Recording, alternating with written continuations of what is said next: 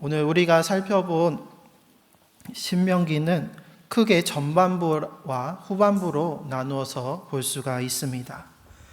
그래서 전반부에는 총 3편의 모세의 고별 설교가 기록되어 있습니다. 그래서 1장부터 30장까지 모세의 설교가 기록되어 있고, 후반부는 31장에서 33장은 모세의 유언이, 그리고 마지막 34장은 모세의 죽음이 기록되어 있습니다. 특별히 이 가운데 오늘 우리가 읽은 신명기 4장은 모세의 출애굽 여정 회고의 마침이자 이제 율법의 체계적인 요약을 시작하는 두 번째 설교의 시작이 됩니다. 이러한 신명기 4장은 크게 4문단으로 나누어서 볼 수가 있습니다. 먼저 1절에서 14절은 이스라엘 백성들을 향한 율법 준수의 권고의 내용이며, 40절까지는 여호와의 선민 이스라엘을 향한 우상 숭배 금지 명령을 기록하고 있습니다. 그리고 41절에서 43절은 요단 동편 땅에 설치한 새 도피성의 지정에 대해서 기록하고 있으며, 그리고 마지막 44절에서 49절은 이제 고별 설교 제2부의 머릿말이 됩니다. 오늘은 이 가운데 8절과 9절 말씀을 함께 나누고자 합니다. 먼저 8절 말씀을 보면, 오늘 내가 너희에게 선포하는 이 율법과 같이 그 규례와 법도가 공의로운 큰 나라가 어디 있느냐라고 모세는 말하고 있습니다. 세계의 여러 나라와 민족 가운데 이같이 큰 민족 이스라엘이 어디 있느냐라는 것입니다. 사실 물리적으로 봤을 때에 이스라엘은 결코 큰 나라가 아닙니다. 그들은 애굽에 종살이 하던 연약한 민족이었고, 아직 땅조차도 갖지 못한 채 광야를 떠도는 민족이었습니다. 그런데 모세는 오늘 이토록 큰 나라가 어디 있느냐라고 말합니다. 바꿔 말하면 이스라엘이 세상 열방 가운데 가장 큰 나라다라고 선포하고 있는 것입니다. 어찌하여 이러한 이스라엘이 큰 나라라고 할 수가 있을까요? 이스라엘이 큰 나라가 될 수 있는 것은 바로 크신 하나님의 율법을 지키는 것이었습니다. 율법을 지킨다라는 것이 무엇입니까? 공의로우신 하나님의 규례와 법도를 지키는 것입니다. 즉 하나님께서 통치하시고 다스리시는 주관자가 되어주시는 것입니다. 우리가 보통 국가의 3요소를 이야기할 때 주권, 국민, 영토를 손꼽습니다. 이 가운데에서도 가장 중요하고 필수적인 것을 하나 고르라고 한다면 그것은 바로 주권입니다. 일제강점기 시절 우리나라가 어떠했습니까? 일제 치하 속에서도 우리 민족은 우리의 영토인 한반도에 그대로 살고 있었습니다. 국민과 영토는 그대로였지만 주권을 빼앗겨 버렸습니다. 이로 인해서 우리는 나라 이름 민족이 되어버리고 말았습니다. 주권이 없으면 아무리 많은 국민을 가지고 있다고 한들, 또 아무리 넓고 좋은 땅을 가지고 있다 한들 아무런 소용이 없다라는 것입니다. 이것은 하나님 나라도 마찬가지입니다. 수많은 민족과 또 넓은 영토가 아니라 하나님 나라는 가장 먼저 하나님께서 다스리시는, 하나님께서 주권자가 되시는 나라입니다. 그리고 그 하나님의 다스리심의 규례와 법도가 바로 율법입니다. 율법을 통해서만 하나님 나라의 백성으로서의 온전한 삶을 살아갈 수 있고, 율법을 통해서 그 땅 가운데 하나님 나라가 온전히 이루어지는 것입니다. 그렇기에 이스라엘은 땅이 크고 군사와 인구가 많아서 또 재물과 가진 것이 많아서 큰 나라가 되는 것이 아닙니다. 세상에서 가장 위대하고 광대하신 크신 여호와 하나님께서 함께 하시며 하나님의 율법으로, 하나님의 뜻으로 그 나라 그 민족을 다스리시고 통치하시기 때문에 이스라엘이 하나님의 나라, 제사장 나라가 되고 또 모든 민족 가운데 공의로운 큰 나라가 될 수 있는 것입니다. 이것이 하나님께서 모세를 통해 다시 한번 거듭해서 하나님의 율법을 광야 2세대들에게 전하게 하신 이유입니다. 오늘 본문의 14절을 보면 모세는 이렇게 하나님의 말씀을 전합니다. 그때 여호와께서 내게 명령하사 너희에게 규례와 법도를 교훈하게 하셨나니 이는 너희가 거기로 건너가 받을 땅에서 행하게 하려 하심이니라. 하나님께서 모세를 통해 광야 2세대에게 하나님의 규례와 법도, 율법을 가르쳐 지키게 하심은 건너가서 받을 땅, 그 가나안 땅에서도 하나님의 율법을 행하게 하려 하심이었습니다. 그래서 하나님께서 약속하신 땅에서 하나님의 백성으로 하나님의 율법을 행함으로 하나님의 주권, 하나님의 통치와 다스리심 아래에 있는 큰 나라를 이루게 하심이었습니다. 그래서 하나님께서는 이스라엘을 하나님의 큰 나라, 제사장 나라 삼아서 땅의 모든 족속이 너로 말미암아 복을 받게 될 것이다 라는 그들의 믿음의 조상 아브라함과 하셨던 그 언약을 온전히 이루시고자 하셨습니다.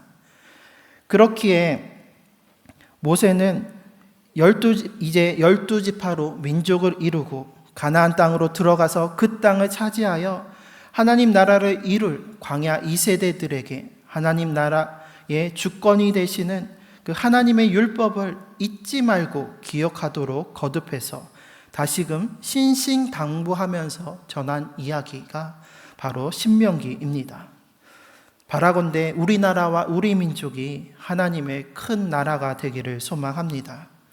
세상의 기준으로 다른 나라보다 더 많은 땅과 자원, 더 많은 부와 권력과 힘을 가져서 그것에 의지하는 큰 나라가 되는 것이 아니라 크신 하나님만을 의지함으로써 하나님께서 다스리시고 하나님의 통치하심으로 인하여 하나님의 그 선하시고 공의로우신 뜻이 온전히 이루어지는 하나님의 큰 나라가 되기를 소망합니다.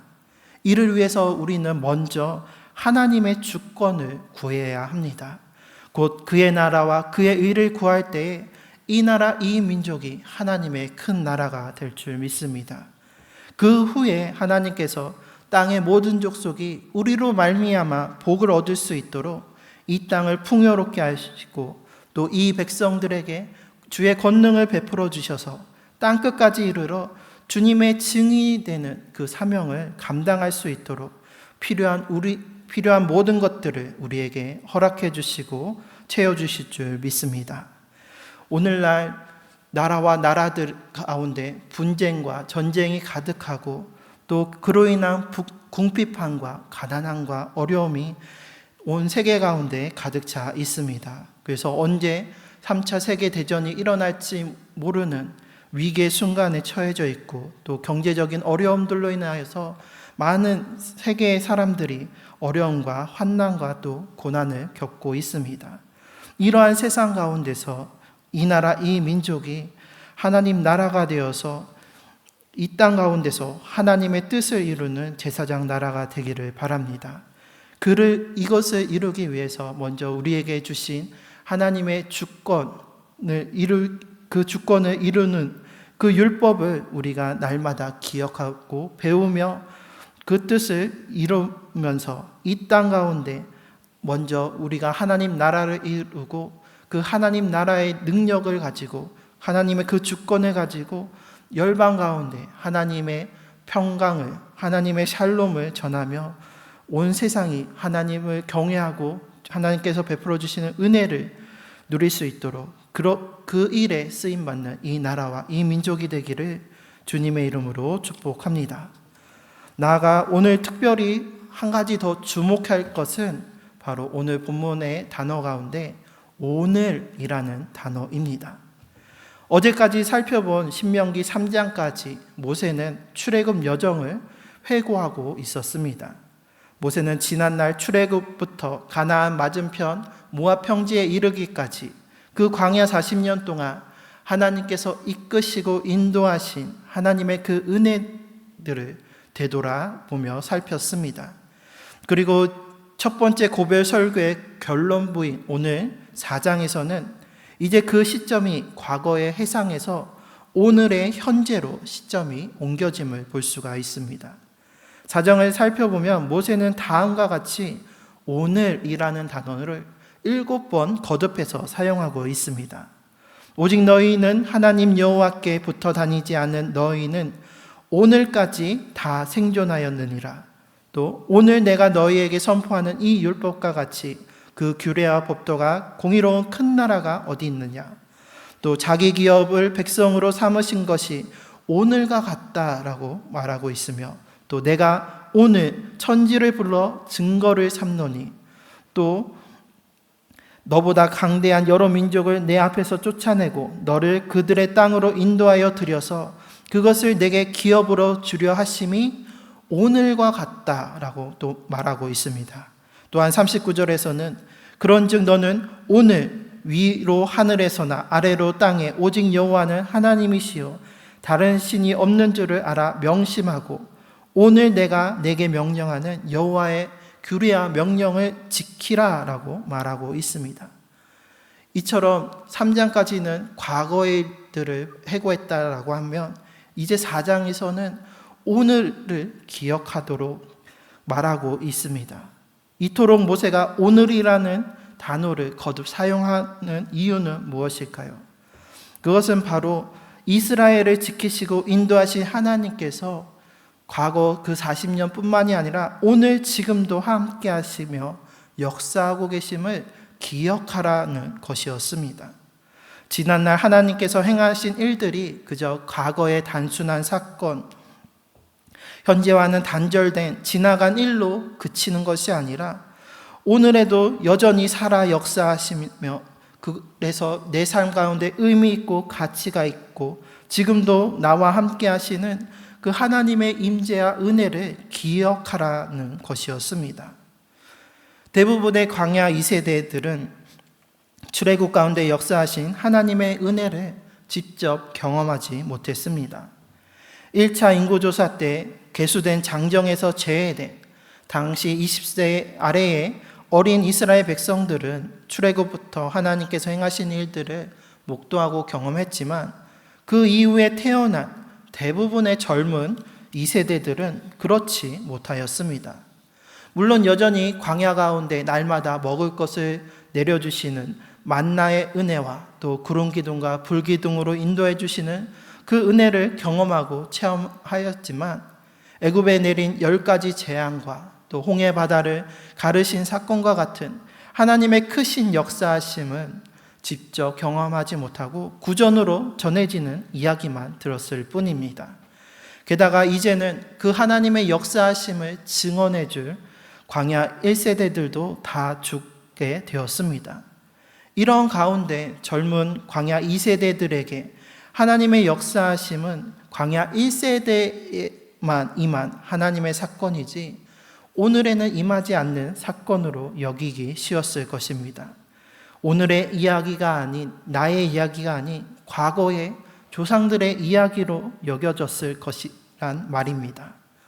또 광야 2세대에게는 매일 주시는 그 만나의 은혜를 내려주셨지만 광야 2세대들에게 있어서 그 만나는 어렸을 때부터 태어나면서부터 내렸기 때문에 어쩌면 하나님의 크신 은혜와 역사하심으로 받아들이지 않고 매일 반복되는 당연하고 마땅한 일로만 여겼을지도 모릅니다. 그렇기 때문에 모세는 앞서 3장에 걸쳐서 출애굽 40년의 역사를 회고하면서 그 시간 동안 함께 하셨던 하나님의 은혜와 돌보심을 기억하게 하였습니다.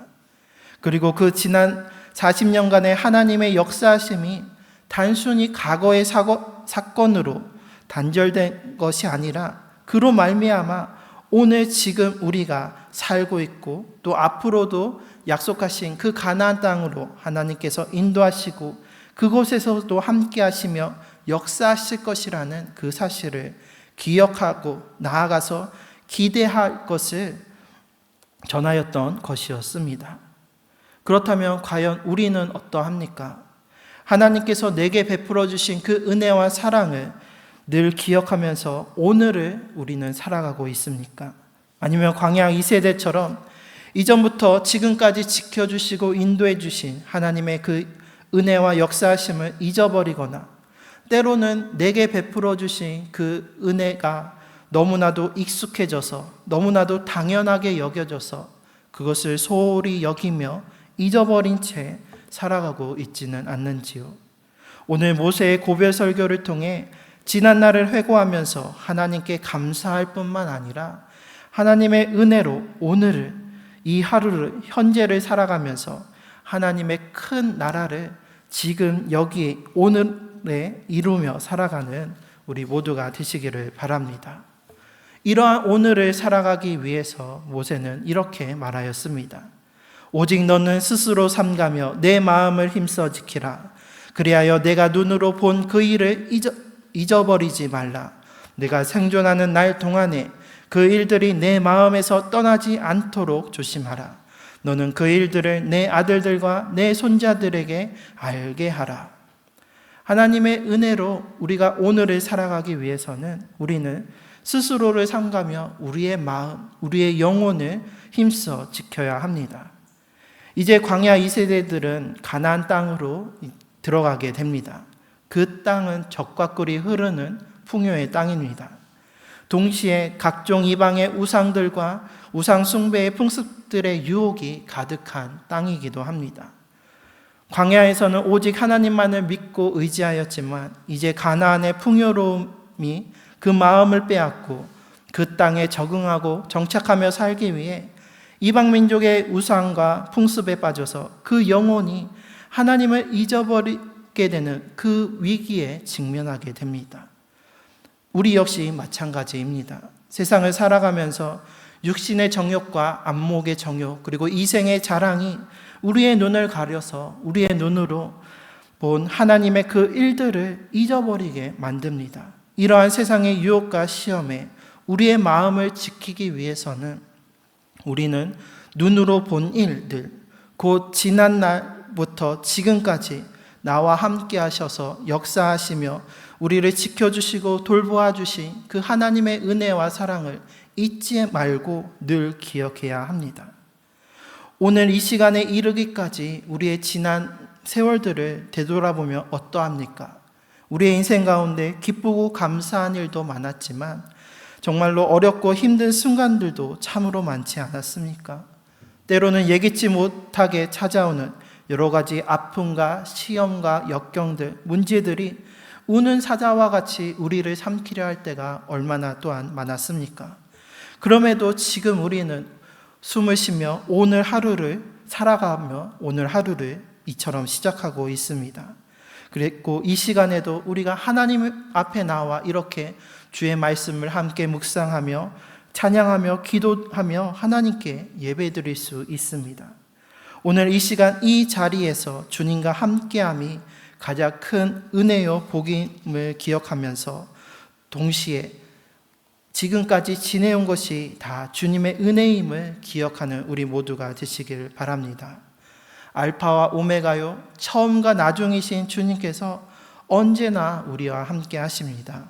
이제도 계셨고 지금도 전에도 계시고 지금도 계시며 장차 오실 주님께서 과거에도 우리와 함께 하셨고 태초부터 그 이전부터 우리를 사랑하셨고 지금도 우리와 함께 하시며 영원히 앞으로도 우리와 함께 하여 주십니다. 이 사실을 우리가 잊지 않고 기억할 때에 비로소 우리가 이 땅 가운데서 하나님의 백성으로 하나님 나라를 이루며 살아갈 수가 있습니다.